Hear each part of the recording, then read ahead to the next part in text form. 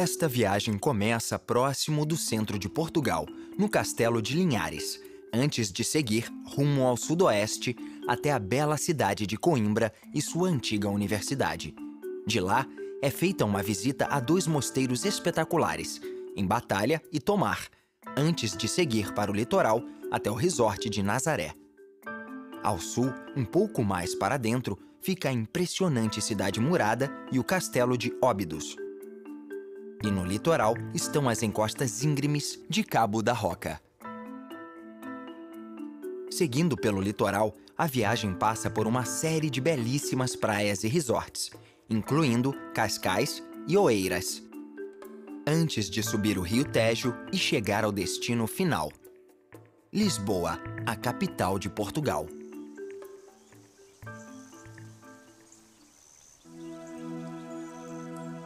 Na região montanhosa de Guarda e no Parque Natural da Serra da Estrela, fica o vilarejo isolado de Linhares, que é habitado desde os tempos do Império Romano. Antes da ocupação, aqui viviam os lusitanos, a tribo ibérica da qual se acredita que todos os portugueses descendam. No século XIII, o castelo foi reconstruído sob a regência do rei Diniz e teve uma função importante nos primeiros estágios da formação da nacionalidade portuguesa. O castelo foi muito danificado e negligenciado ao longo dos anos, mas as duas torres que persistiram, com vista para o vale, dão uma ideia da sua importância no passado. Elas estão abertas ao público e a vista da paisagem do topo do castelo é admirável.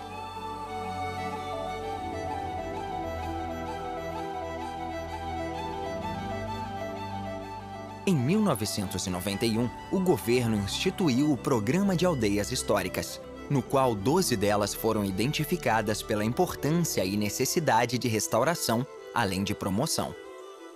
Uma delas é o antigo vilarejo de Piódão. Neste vilarejo, todas as casas são construídas com xisto, um tipo de pedra que se lasca facilmente e constitui um material de construção prático e resistente. Os telhados são de ardósia. Outra característica única das casas é o uso de tinta azul para as portas e janelas. Conta-se que o motivo para isso é que a única loja que vendia tinta só dispunha da cor azul. Como a aldeia era muito isolada, simplesmente não havia outras cores. Seja qual for o motivo real, Piódão é muito singular. E agora, graças ao Programa de Aldeias Históricas, é um destino frequente entre os turistas, que trazem recursos cruciais para o vilarejo. O rio Mondego corre por entre as montanhas e passa pela cidade de Coimbra. É um dos centros urbanos mais importantes do país e foi a capital de Portugal durante a Idade Média. A cidade foi fundada pelos romanos, depois tomada pelos visigodos, depois pelos mouros e, finalmente, conquistada em 1064 pelo povo português emergente. Durante a era dos descobrimentos do país, quando os exploradores partiam pelos mares em busca de novos mundos, Coimbra se desenvolveu como centro cultural. As ruas antigas contam com muitos monumentos, incluindo um grande número de igrejas.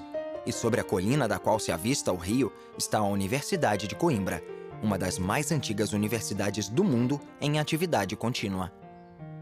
Ela foi fundada em 1290, mas foi transferida para Lisboa em 1338 por ordem do rei, quando a cidade se tornou a capital do país. Depois, em 1597, a universidade retornou para Coimbra, se expandindo e passando a ocupar o antigo Palácio Real. Naquela época, as únicas disciplinas que se ensinavam eram teologia, medicina e direito. No século XVIII, foram introduzidas novas matérias, incluindo estudos científicos. A coleção de instrumentos antigos que a universidade guarda daquela época é uma das mais importantes da Europa. Atualmente, ela tem 7 faculdades e cerca de 20 mil estudantes. É por isso que Coimbra foi apelidada de a Cidade dos Estudantes. Portugal conta com um grande número de magníficos mosteiros históricos. 2 deles ficam a somente 30 quilômetros de distância um do outro. O primeiro fica em Batalha e é um dos mais originais e elaborados exemplares do período gótico tardio de Portugal. E agora é um patrimônio mundial da Unesco. O mosteiro foi erguido no século XIV, por ordem do rei João, em gratidão à Virgem Maria por uma batalha vitoriosa. As obras prosseguiram durante quase 200 anos e só foram interrompidas porque o rei decidiu investir todo o esforço e o dinheiro em outro mosteiro em Lisboa. É por isso que uma das capelas nunca foi terminada.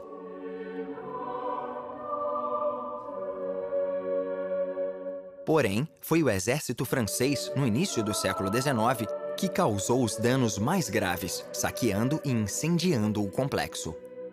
Ele passou 30 anos em ruínas, até que se decidiu iniciar uma imensa restauração, que iria levar mais de 6 décadas. Em 1907, ele foi decretado Monumento Nacional.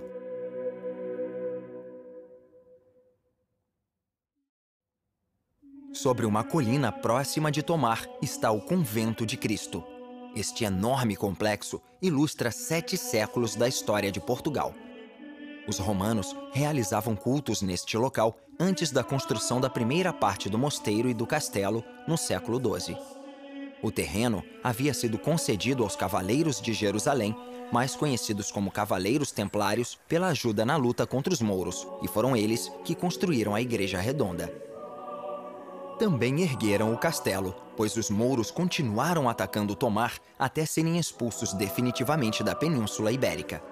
O castelo fazia parte de um sistema defensivo que visava proteger a fronteira do jovem reino cristão contra os mouros, que ocupavam a maior parte do que hoje é a região norte de Portugal. Quando a França perseguiu os cavaleiros e os tornou ilegais no século XIV, o rei Diniz de Portugal fundiu os templários à Ordem Portuguesa dos Cavaleiros de Cristo, transferindo a sede para Tomar. O rei seguinte, Dom Henrique, o Navegador, transformou os cavaleiros em navegadores e, no século XVI, os utilizou para expandir o reino e levar a palavra de Deus para outros continentes.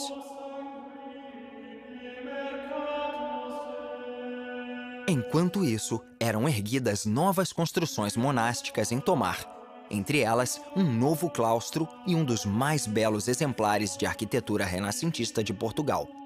Porém, como aconteceu em batalha em 1810, o exército francês tomou a Ordem de Cristo e a transformou em quartel militar, causando muitos danos irreparáveis.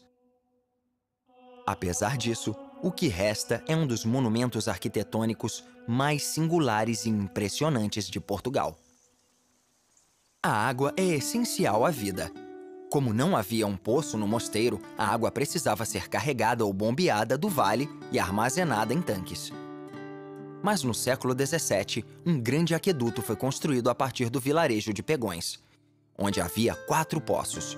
Ele tem 6 quilômetros de comprimento e 160 arcos, incluindo uma seção de 2 níveis, com 30 metros de altura, que atravessa o vale. Atualmente, as represas formam grandes reservatórios, que são muito necessários com o clima seco de Portugal. Este fica em Castelo do Bode e é o segundo maior corpo de água doce do país.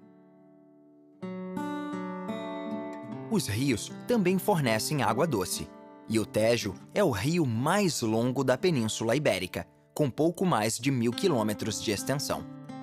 Ao longo desse percurso, há muitos afluentes, que descem das montanhas e correm para o sul. Esse é o rio Zézere, em Constância.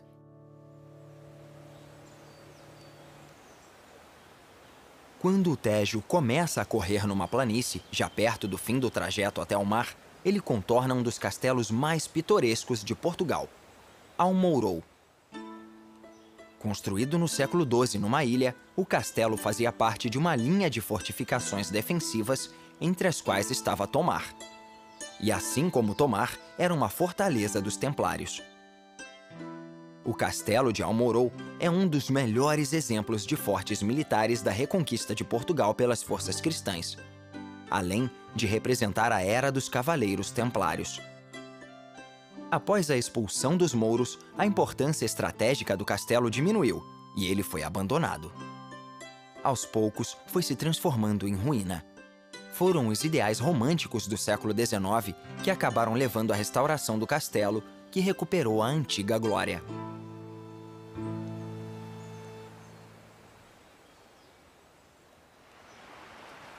Uma das maravilhas de Portugal é o litoral, onde o Oceano Atlântico erodiu as encostas e criou amplas praias de areia. Um século atrás, Nazaré era um pequeno porto de pesca. Mas o turismo em massa do século XX mudou tudo, como aconteceu com muitas outras vilas espalhadas pelo litoral. Agora, os próprios pescadores se tornam uma atração turística ao porem as cavalas para secar.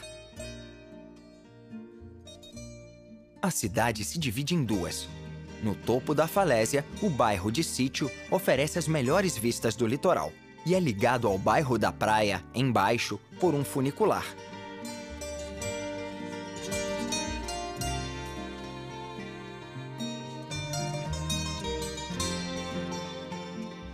A Praia de Nazaré é considerada uma das melhores do país.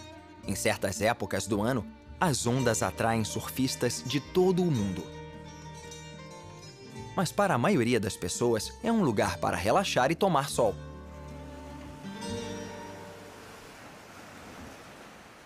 Fora dos resorts no litoral, é como se o tempo voltasse atrás.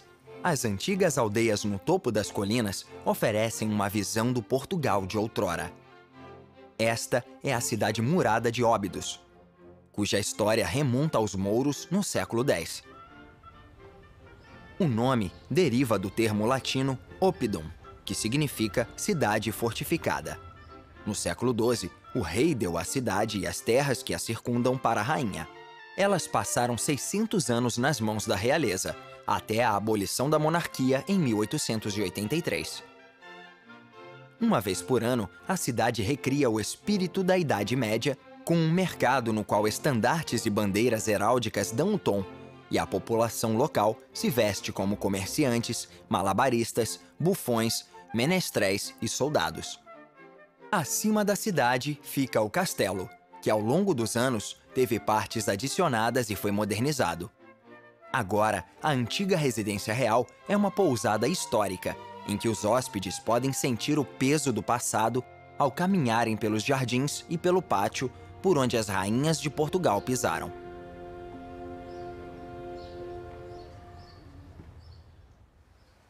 Um dos motivos de orgulho de Portugal é que as encostas em torno do Farol do Cabo da Roca são o ponto mais ocidental da Europa.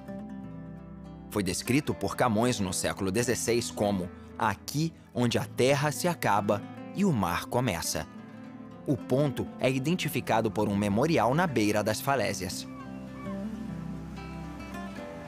O farol entrou em operação em 1772. Com o passar do tempo, foi sendo atualizado com as novas invenções, como o advento da eletricidade em 1897 e o gás de acetileno em 1917, que emitia um facho mais intenso. Hoje em dia, ele é totalmente automatizado.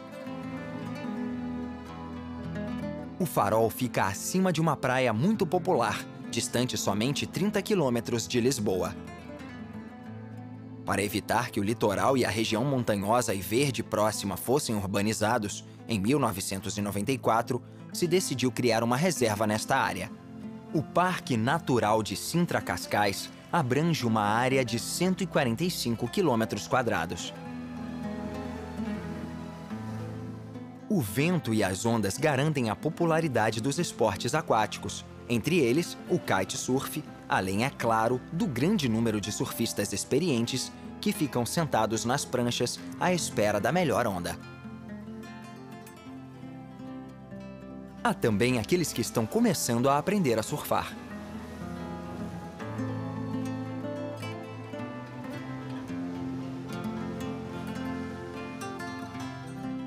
Há tempestades frequentes vindas do Atlântico, e o litoral rochoso se torna perigoso para embarcações de todos os tamanhos.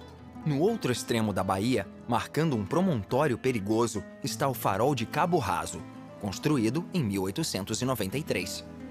Foi eletrificado em 1947 e modernizado em 2003, recebendo um holofote mais potente.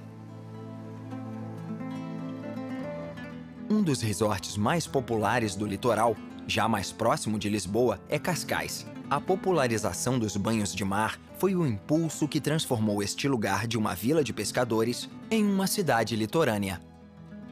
A transformação ganhou força quando a família real construiu uma casa aqui, sendo seguida pela nobreza, que construiu elegantes residências, convertendo Cascais num local chique e sofisticado. Com a infraestrutura moderna de transporte, muita gente faz o trajeto de Cascais para Lisboa diariamente pela Avenida Marginal, que é famosa pelos motoristas que dirigem em alta velocidade, especialmente os motociclistas. Como consequência, o índice de acidentes é extremamente alto. Poucos quilômetros ao norte, é permitido acelerar o quanto quiser no circuito de Estoril. A pista, inaugurada em 1972, tem pouco mais de 4 quilômetros. O Grande Prêmio de Fórmula 1 de Portugal ocorreu aqui até 1997. Estoril ainda recebe o Grande Prêmio de Motociclismo e outras provas da modalidade. O circuito também oferece cursos de competição, como estas pessoas estão prestes a descobrir assim que os outros motociclistas completarem as voltas.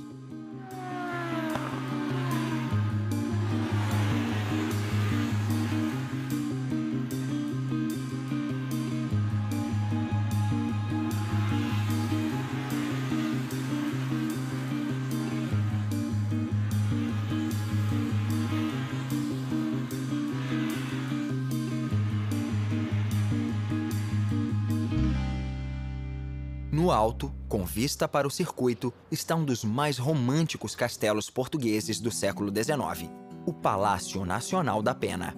Ele fica numa área militar que não permite voos, então a única vista possível é de longe. Mas mesmo à distância, se vê que o castelo tem uma mistura de estilos incluindo gótico, islâmico e renascentista italiano. De volta ao litoral, começam a surgir os subúrbios de Lisboa, embora ainda haja resorts à beira do mar. Esta é a praia de Carcavelos, a maior neste trecho de litoral. Devido à proximidade de Lisboa, é um lugar concorrido durante os fins de semana de verão. Logo adiante, há um lembrete do passado de Portugal, na forma do Forte de São Julião da Barra. É a maior fortaleza costeira do país e foi projetada para defender a entrada do rio Tejo. Agora é a residência oficial de um ministro do governo. Outro tipo de autoridade é administrada deste centro de controle marítimo de aspecto futurista. Em 2011, o Porto de Lisboa registrou um novo recorde, de 330 grandes cruzeiros que chegaram e partiram, sem contar as centenas de navios de carga. Lisboa é a capital de Portugal e a maior cidade do país. Possivelmente, foi fundada pelos fenícios como porto comercial mais de 3.000 anos atrás. A forte influência árabe se deve aos 450 anos de ocupação dos mouros, até o país ser reconquistado pelos portugueses no século XII. A cidade foi construída sobre 7 colinas com vista para o rio Tejo, que reflete luz na cidade. Lisboa já foi o centro de um grande império que se estendia do Brasil, a oeste, até a Índia, no leste, e grande parte da cidade reflete esse passado. A Era dos Descobrimentos deu origem a grandes riquezas quando, em 1497, Vasco da Gama estabeleceu uma rota para a Índia, passando pelo Cabo da Boa Esperança, na África do Sul, dando início ao que se denominou a Era de Ouro. O período é celebrado no Monumento aos Descobrimentos. O original foi projetado em 1939 para abrir a Feira Mundial Portuguesa e depois foi retirado. Em 1958, decidiu-se instalar uma cópia ampliada e permanente no mesmo lugar. Ele tem 52 metros de altura, com 16 exploradores de cada lado, como se estivessem no convés inclinado de um navio sob as velas infladas.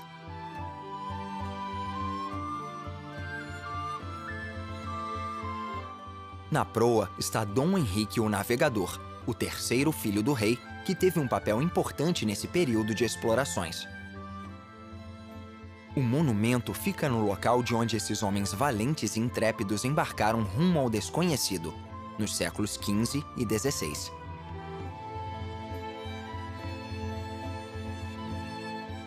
Perto dali fica a Torre de Belém, construída no estilo gótico tardio português pelo rei João, pai de Dom Henrique, o Navegador. A torre era parte do sistema de defesa e também um ponto de entrada simbólico de Lisboa. Não é difícil imaginar como seria estar no topo e olhar para o mar, à espera de navios que retornassem de novos mundos, talvez carregados de tesouros. Mas a vista não era das melhores de dentro das masmorras, onde prisioneiros do Estado eram mantidos até meados do século XIX. Atualmente, a Torre de Belém é uma das atrações mais visitadas de Lisboa. Sua importância foi reconhecida em 1983, quando foi declarada Patrimônio Mundial pela Unesco. Diante do Rio Tejo fica a Praça do Comércio, que é mais conhecida como Terreiro do Paço. Aqui ficava o Palácio Real, até que no século XVIII, um terremoto seguido de um tsunami o destruiu, assim como grande parte da cidade.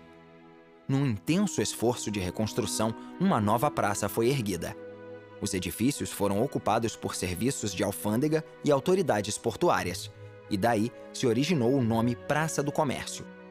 Uma das atrações turísticas preferidas é o Elevador de Santa Justa. Foi construído como forma de ligar as ruas baixas da cidade à Praça do Carmo, que fica no alto. Era uma subida árdua nos meses quentes. O elevador foi inaugurado em 1902. Tem capacidade para 25 passageiros e sobe 45 metros. Em frente, numa das 7 colinas de Lisboa, está o Castelo de São Jorge, que data do século VI. Ele foi dedicado ao santo padroeiro da Inglaterra quando Portugal e Inglaterra assinaram um tratado de paz duradouro em 1371.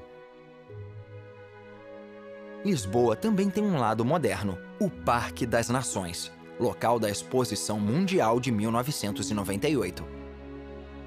Após o encerramento, a área foi sendo transformada, com várias construções novas que incluem quarteirões comerciais e residenciais, hotéis, shopping centers, museus e espaços abertos, criando um interessante contraste com a cidade histórica a poucos quilômetros de distância. Os turistas podem pegar o teleférico sobre a orla, que oferece vistas espetaculares, entre elas a da Ponte Vasco da Gama. Ela foi inaugurada a tempo para a Exposição Mundial de 1998, celebrando 500 anos da descoberta da rota marítima para a Índia por Vasco da Gama. O último destino desta viagem domina a orla histórica de Lisboa.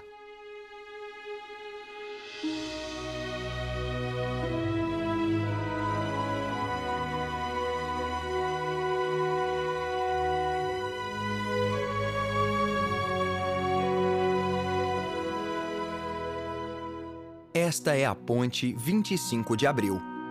Ela leva esse nome porque em 1974 foi a data de início da Revolução dos Cravos, que tirou a ditadura do poder. A ponte, inaugurada em 1966, costuma ser comparada à ponte de Golden Gate, em São Francisco. Mas, na realidade, se inspira na ponte de Auckland, a poucos quilômetros de distância. E guardando a ponte e Lisboa está o enorme monumento a Cristo.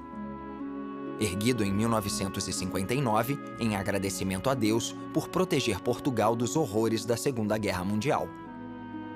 Um lugar marcante para terminar esta jornada.